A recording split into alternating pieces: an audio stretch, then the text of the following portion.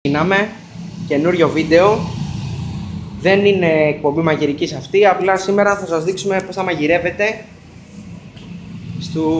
στην κουζίνα σας, ειδικά οι φοιτητές. Φιλιά στον Ελισαίο από τη Σπάρτη, ο οποίος με νιώθει αυτή τη στιγμή. Λοιπόν, σήμερα ήταν προγραμματισμένο κόκκινο μοσχαράκι οικογενιστό. Μοσχαράκι οικογενιστό, όχι κόκκινο, λάθος μου. Με μακαρόνια. Όπως βλέπετε εδώ, το νερό έχει αρχίσει να βράζει. Έχουμε κάνει το μοσχαράκι. Δεν μπορούσαμε να τα βγάλουμε όλα την αρχή γιατί θα αργούσαμε. Μακαρόνια νούμερο 3. Γιατί όχι μόνο είναι και πιο ωραία, αλλά γίνονται και πιο γρήγορα. Δεν μπορούμε να περιμένουμε 11 λεπτά να βράσουν ολόκληρα μακαρόνια. Μόλις αρχίζει και βράζει το νερό, θα ρίχνετε πάντα περίπου μια κουφταλάτη. Μην με ρωτάτε, δεν ξέρω γιατί. Η μαμά. Και αφού έχουμε ανοίξει τα μακαρόνια μας, τα πετάμε μέσα. Όχι όλα, όσα κρίνει ο καθένας ότι είναι ιδανικά για το πιάτο του. Εγώ ρίχνω περίπου το 1/4. 3 λεπτά ο χρόνος βρασίματος. Εδώ θα βραστούν. Στο μοσχαράκι ρίχνουμε αλάτι πιπέρι όσο θέμε, μην ακούτε κανέναν. Στο φαγητό ρίχνεις όσο αλάτι και όσο πιπέρι θες, ανάλογα με τις γεύσεις σου. Και 3 λεπτά, ήδη έχουμε αρχίσει τα μακαρόνια να τα γυρνάμε. Κοιτάμε το ρολόι και 43 περίπου.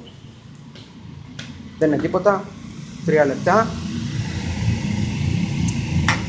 Αλλά ο λόγος που ήθελα να κάνω αυτό το βίντεο με το φαγητό ήταν κυρίως για τη σάλτσα στο μοσχαράκι. Ο ιδανικός τρόπος στη σάλτσα και τα μακαρόνια για να δέσουν είναι μόνο να βγάλεις το κρέας από το κατσαρολάκι και να ρίξεις τα μακαρόνια μέσα. Θα τα ανακατέψεις. Μετά θα βάλεις μια χούφτα ντυμένο τυρί αν σ' αρέσει ή λίγο πιπεράκι ακόμα, ώστε να μην βάζεις όταν θα μπουν στο πιάτο. Και έτσι θα είναι τα ιδανικά. Τα μακαρόνια βράζονται.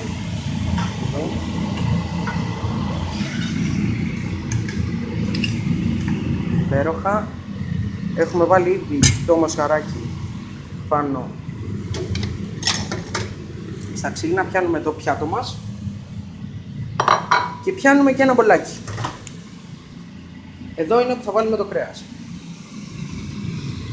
Το μπολάκι και αυτό εδώ, δίπλα το πιάτο.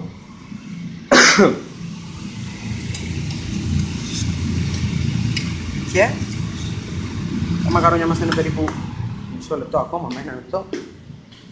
Και 3,5 να κάνετε ή 4 λεπτά, δεν έχει σημασία. Θα τρώγονται τα μακαρόνια.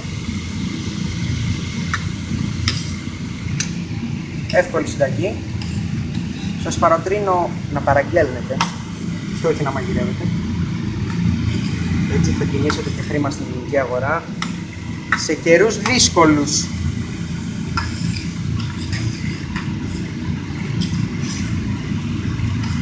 Για να δούμε. Λοιπόν, τα μακαρόνια μας από ό,τι φαίνεται είναι ακόμα κάποια δευτερόλεπτα και είναι βρασμένα. Πάρα πολύ ωραία.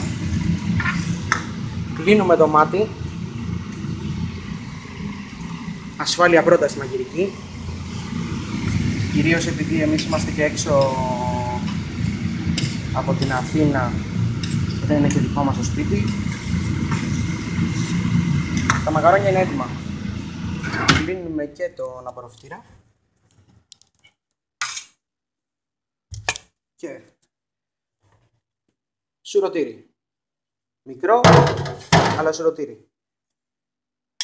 Βγάζουμε την πιλούνα τα μακαρόνια. Στείλουμε λίγο εδώ το κινητό.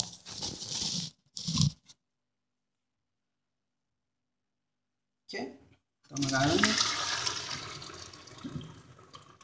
μέσα στο σουρωτήρι.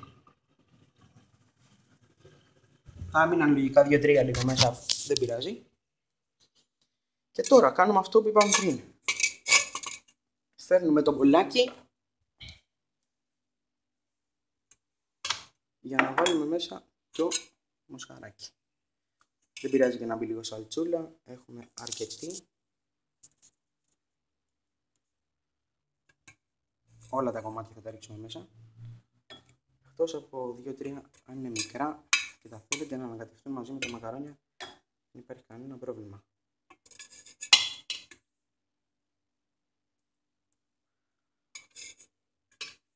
Το βάλαμε το μοσχαράκι μέσα. Αυτό είναι. Η μερίδα μας αυτή είναι. Παίρνουμε το πιάτο, τα μακαρόνια και τα πετάμε μέσα. Όπως είναι. Βγάζοντας βέβαια την καγκάνα και την κουτάλα. Αφήνουμε τα μακαρόνια.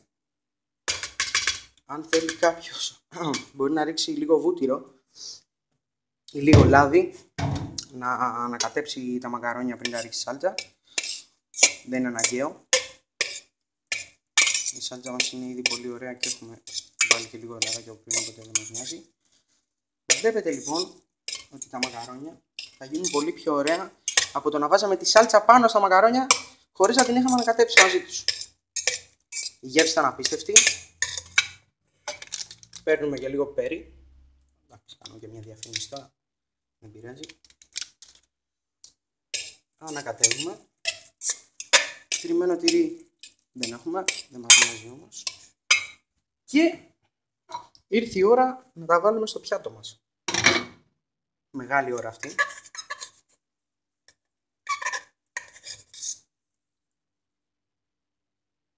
Τα μακαρόνια θα μπουν στο πιάτο με χειρουργική ακρίβεια και όμορφα.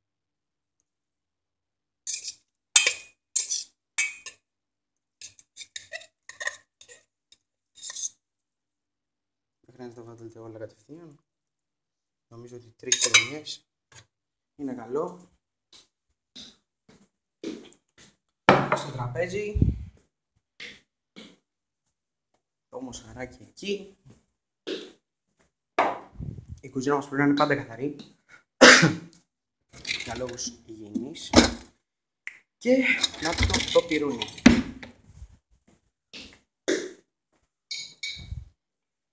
Ποτήρι. Νερό εννοείται. Πλάκα κάνω. Δεν είχα πάει να πάρω κοκακόλα. Να την προτιμάτε την κοκακόλα. Έχει στοιχεία που ο οργανισμός σας δεν τα έχει μέσα. Ενώ είστε και από 70% νερό. Πόσο άλλο νερό πια. Λοιπόν, αυτό ήταν το βίντεο για σήμερα. Ελπίζω να σας άρεσε. Θα τα ξαναπούμε άλλη στιγμή.